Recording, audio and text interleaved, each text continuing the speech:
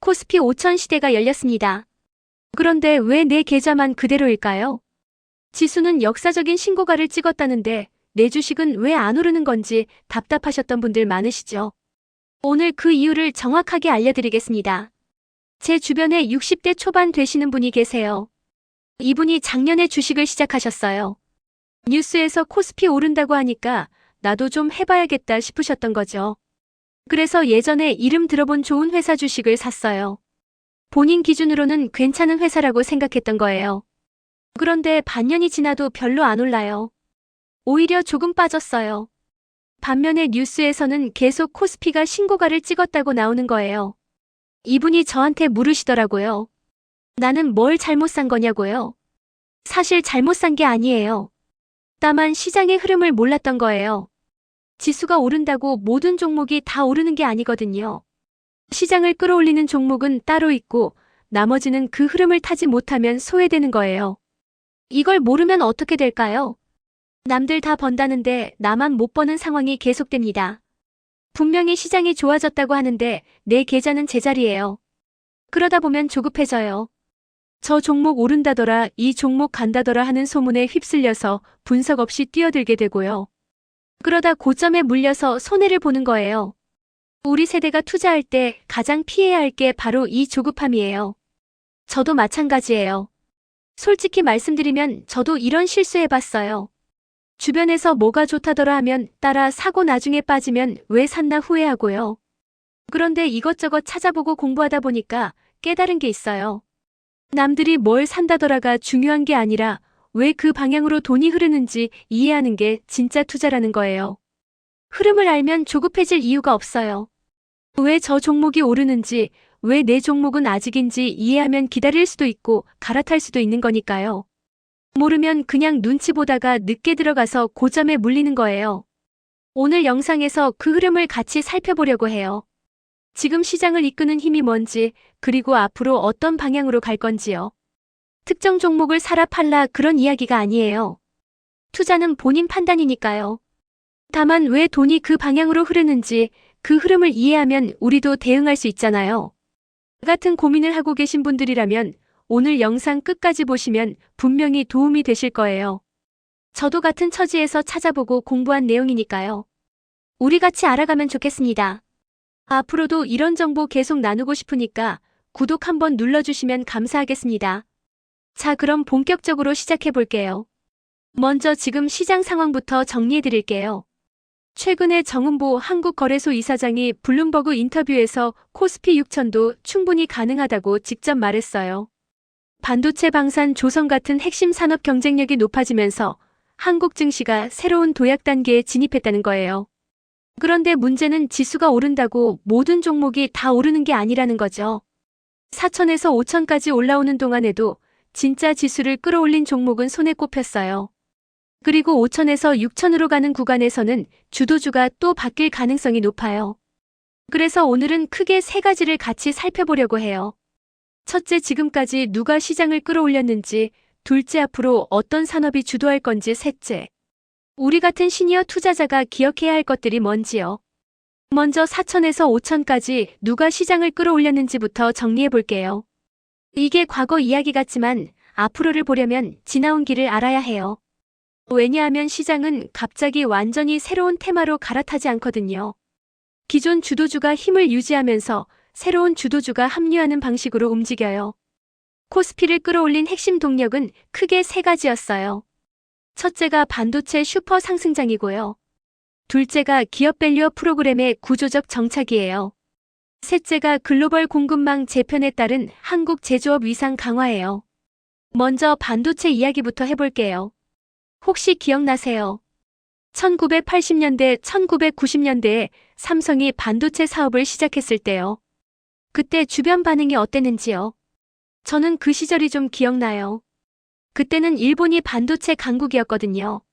우리나라 전자회사가 반도체를 만들겠다고 하니까 주변에서 뭐라고 했냐면요.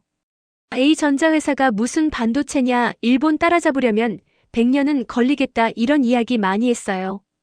그게 솔직히 당시 분위기였어요. 그런데 지금 어떻게 됐는지 보세요. 30년, 40년 지난 지금 그 반도체가 전 세계 인공지능을 돌리는 핵심이 됐어요. 인공지능이 뭐냐고요? 요즘 손주들이 숙제할 때 챗GPT 쓴다고 하잖아요. 거기에 뭐 물어보면 대답해주는 그런 프로그램이요. 그 인공지능이 작동하려면 뭐가 필요한지 아세요? 우리나라 반도체가 필요해요. 특히 HBM이라고 하는 고대역폭 메모리가 핵심인데요. 고대역폭 메모리가 뭐냐면 쉽게 말해서 아주 빠른 기억장치예요. 비유를 하나 해볼게요. 인공지능은 머리라고 생각하시면 돼요. 그런데 머리가 아무리 좋아도 뇌세포가 없으면 생각을 못 하잖아요. 반도체가 바로 그 뇌세포 역할을 해요. 그리고 인공지능이 점점 똑똑해지려면 뇌세포가 더 많이 필요하겠죠. 그래서 반도체 수요가 폭발하고 있는 거예요. 그런데 이 HBM을 만들 수 있는 회사가 전 세계에 몇 개 없어요. SK하이닉스랑 삼성전자가 대표적이에요. 그러니까 우리나라 기업들이 인공지능 시대의 핵심 부품을 공급하고 있다는 거예요. 2026년 생산 물량까지 이미 완판됐다는 이야기도 나와요. 공급이 수요를 못 따라가고 있다는 뜻이에요. 숫자로 보면 더 확실해요. 2025년 12월 한 달 만에 디램 평균 가격이 14.8% 올랐어요. 한 달에 거의 15%가 오른 거예요. 그리고 주요 증권사들은 삼성전자 2026년 영업이익을 95조 원, SK하이닉스를 99조 원까지 전망하고 있어요. 두 회사 합치면 약 200조 원이에요. 이건 코스피 전체 영업이익의 상당 부분을 차지하는 규모예요. 삼성전자랑 SK하이닉스 이 두 종목이 코스피 전체 시가총액의 33%를 차지해요. 그러니까 나머지 800개 종목이 다 빠져도 이 두 종목만 버티면 지수는 멀쩡하다는 거예요. 그리고 실제로 이 두 종목이 버텼어요. 아니, 버틴 게 아니라 폭발했어요. 이게 왜 의미 있냐면요. 우리가 젊었을 때 씨 뿌린 산업이 지금 이렇게 열매를 맺고 있다는 거예요.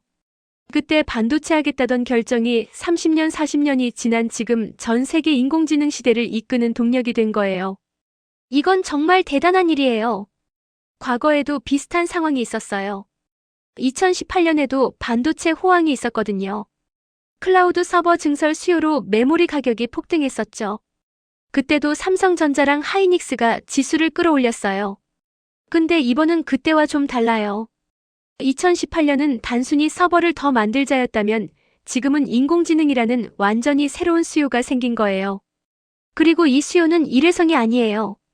인공지능 모델이 점점 더 커지고 더 많은 기업들이 인공지능을 도입하고 있으니까 구조적으로 계속 커질 수밖에 없어요. 두 번째 동력은 밸류업 프로그램이에요. 혹시 코리아 디스카운트라는 말 들어보셨어요? 한국 주식이 다른 나라 주식들보다 싸게 거래된다는 뜻이에요. 같은 실적을 내는 기업인데도 한국 기업은 미국이나 일본 기업보다 30%에서 50% 싸게 거래돼요. 왜 그런지 아세요? 솔직히 말씀드릴게요. 주주환원을 안 해서 그래요. 주주환원이 뭐냐고요? 쉽게 말하면 기업이 돈을 벌었을 때 그 이익의 일부를 주주들한테 나눠주는 거예요. 배당을 주거나 자사주를 사들여서 주가를 올려주거나 하는 거죠.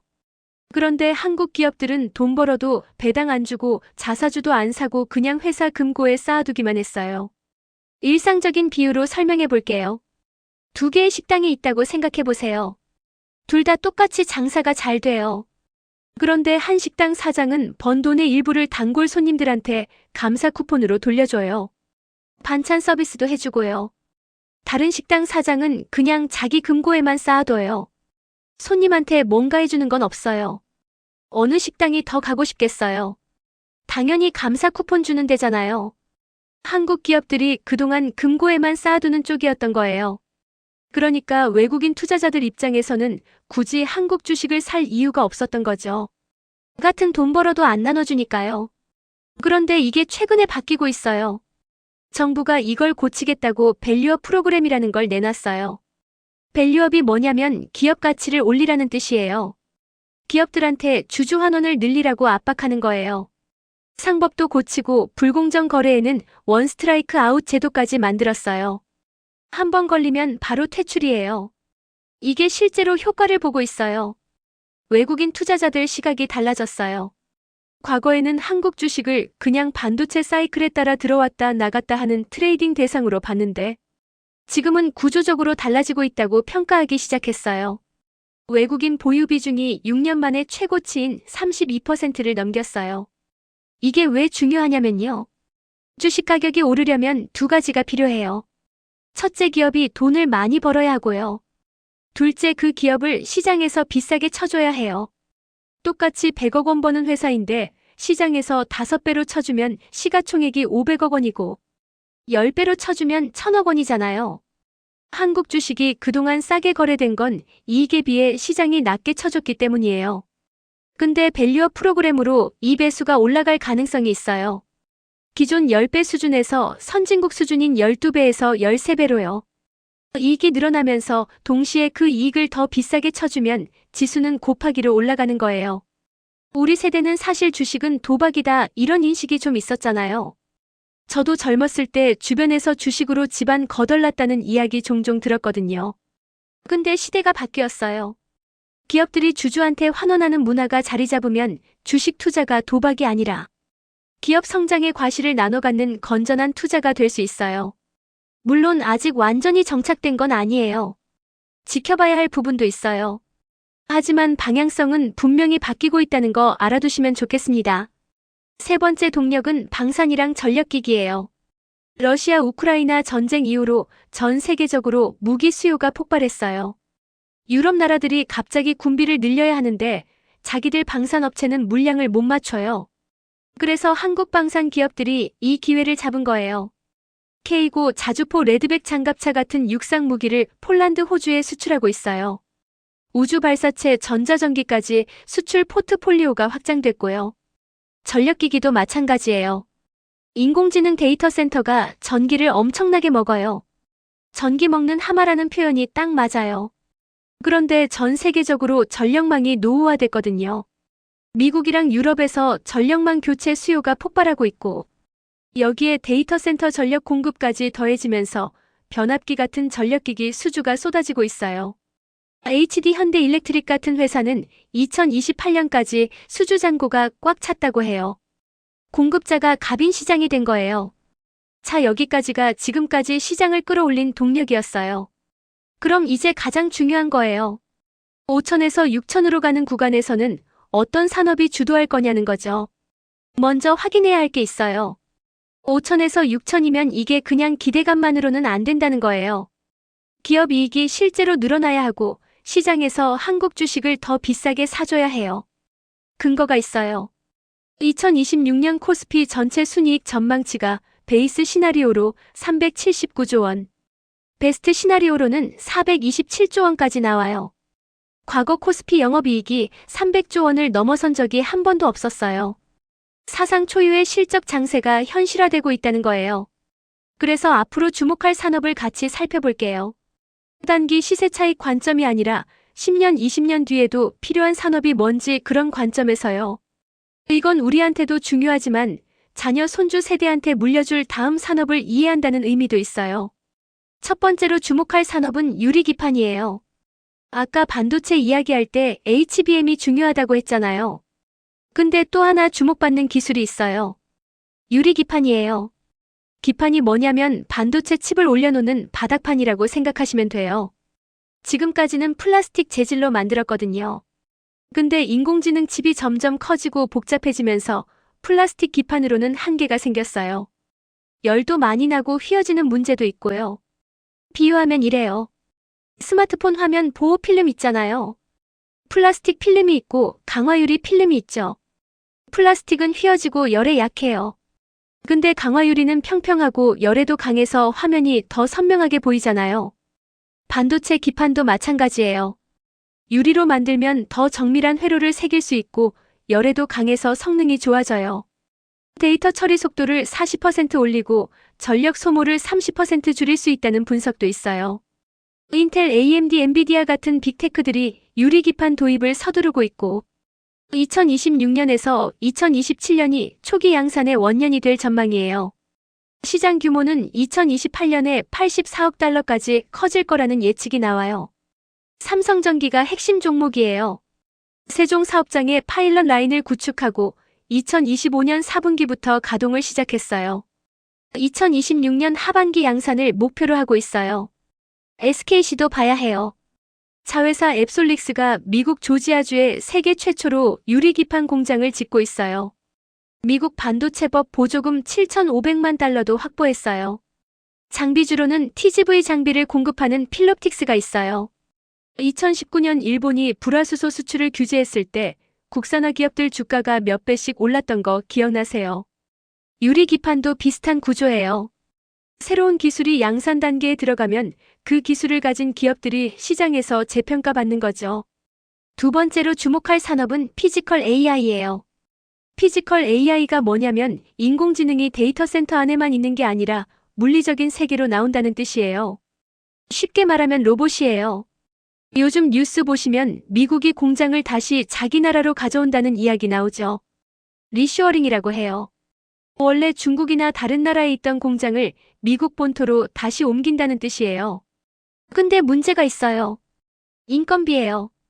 미국에서 공장 돌리려면 인건비가 너무 비싸요. 그래서 경제성이 안 나와요. 그럼 어떻게 해결하느냐?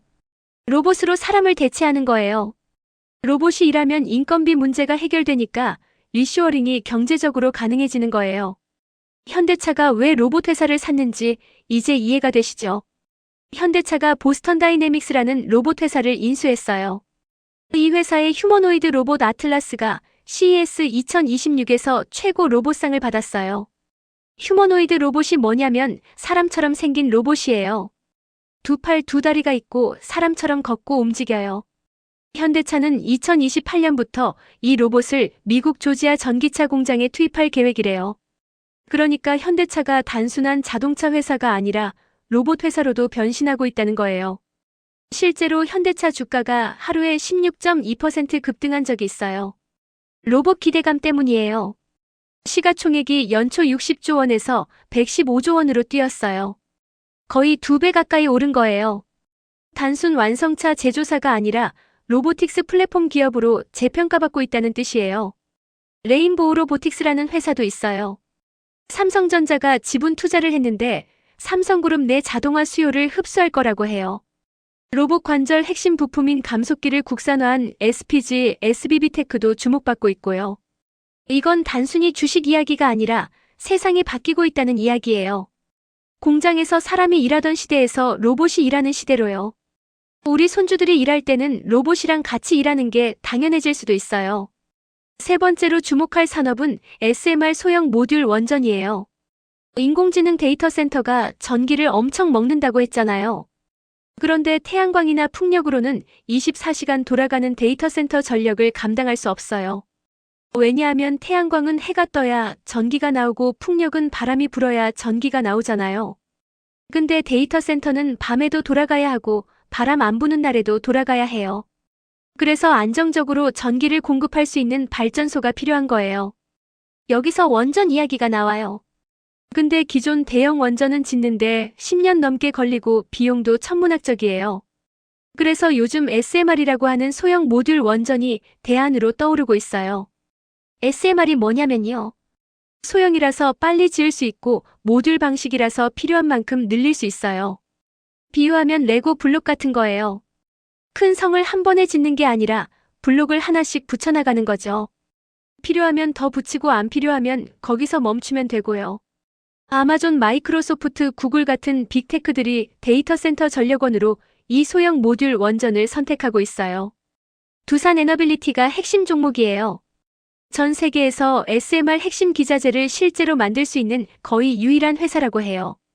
체코 원전 수주에 이어서 미국 뉴스케일, 파워엑스 에너지 같은 SMR 기업들한테 주기기 제작 물량을 확보했어요.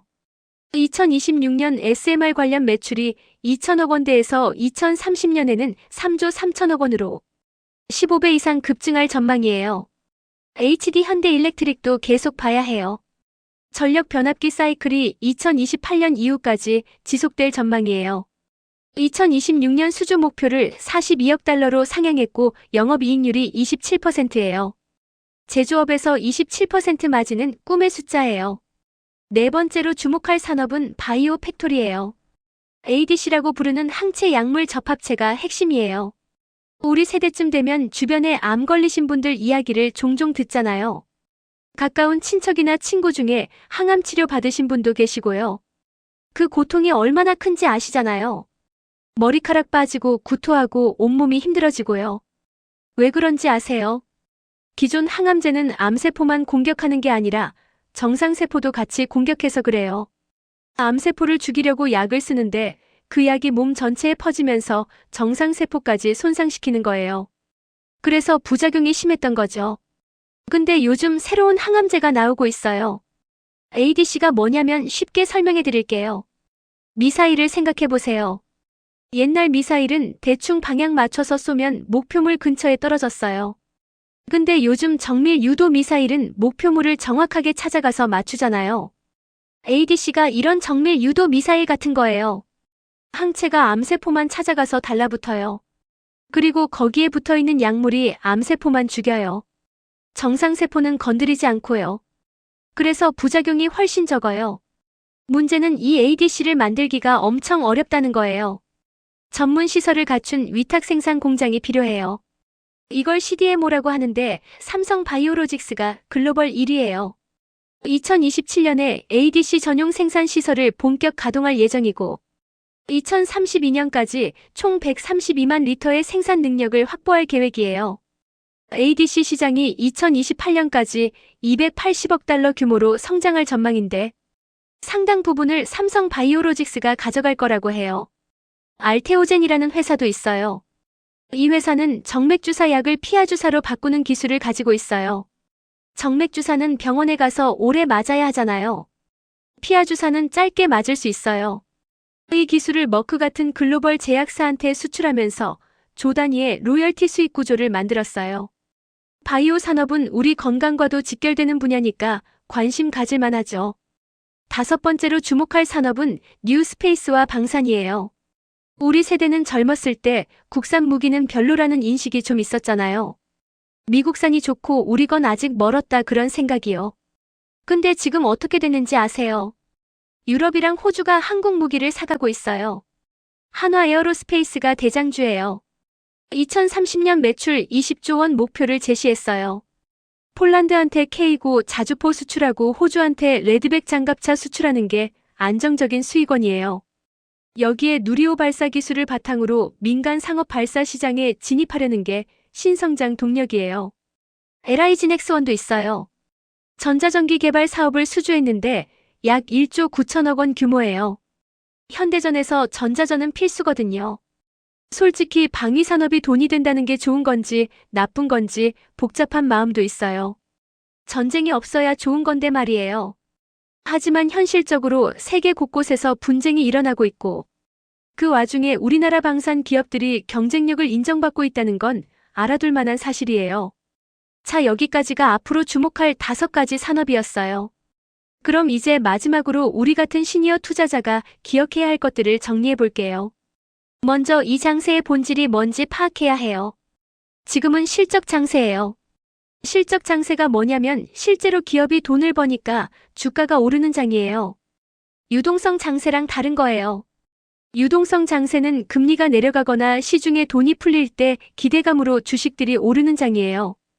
꿈을 먹고 오르는 거죠. 근데 실적 장세는 실제로 돈 버는 기업이 오르는 장이에요. 이런 장에서는 꿈만 파는 성장주보다 실적이 찍히는 대형주가 주도해요. 그 다음 외국인 수급 방향을 봐야 해요. 외국인이 사면 코스피가 오르고 외국인이 팔면 코스피가 빠지는 건 거의 공식이에요. 지금 외국인이 코스피를 사고 있어요. 보유 비중이 6년 만에 최고치인 32%를 넘겼어요. 순매수가 지속되는 한 상승 추세는 유지될 가능성이 높아요. 환율도 봐야 해요. 원달러 환율이 1,480원에서 1,465원대로 움직이고 있어요. 환율이 어떻게 움직이느냐에 따라 외국인 투자자들의 수익률이 달라지거든요. 환율이 안정되면 외국인 입장에서는 한국 투자가 더 매력적이 돼요. 섹터별로 보면 반도체는 HBM 계약 가격이랑 D램 가격 추이가 핵심이에요. 로봇은 현대차 아틀라스 투입 일정을 봐야 하고요. 에너지는 SMR 착공 소식이랑 전력기기 수주 동양 바이오는 ADC 파이프라인 진행 상황. 방사는 해외 수출 계약을 봐야 해요.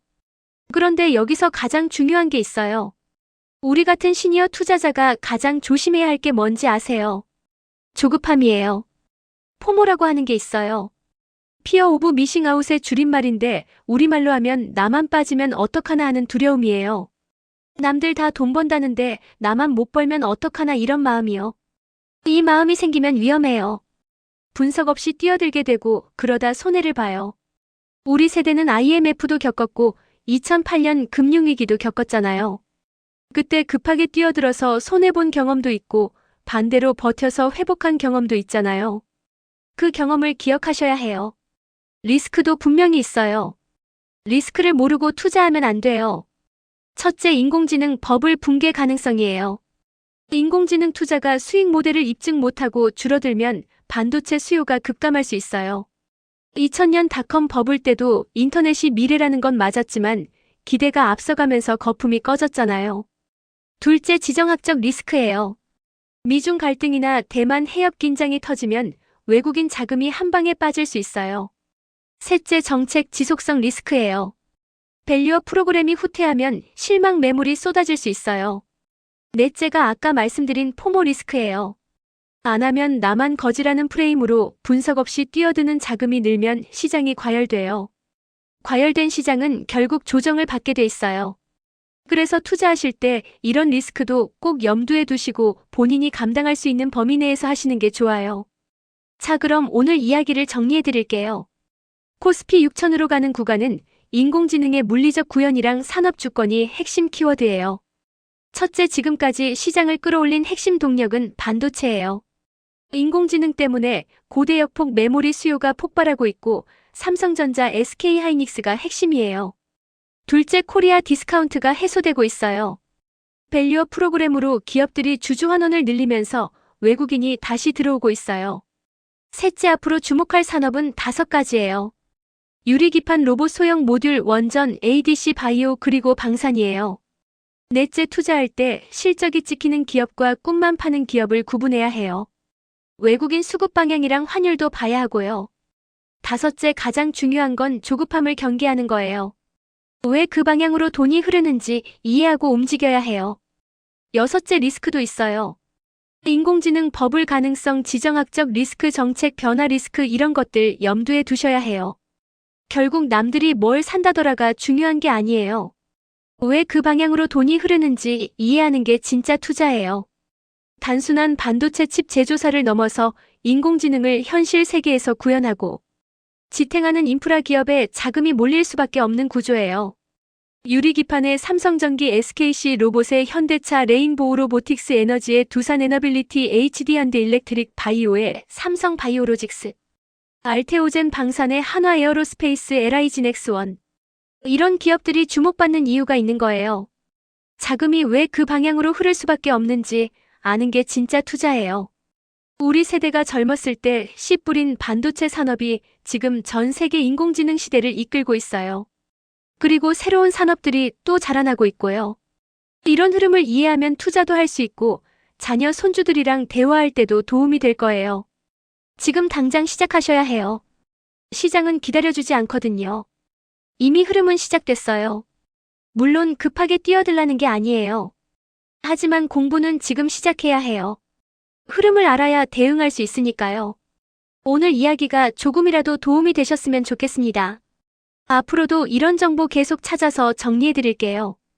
다음 영상에서 또 만나요. 긴 이야기 끝까지 들어주셔서 진심으로 감사드립니다.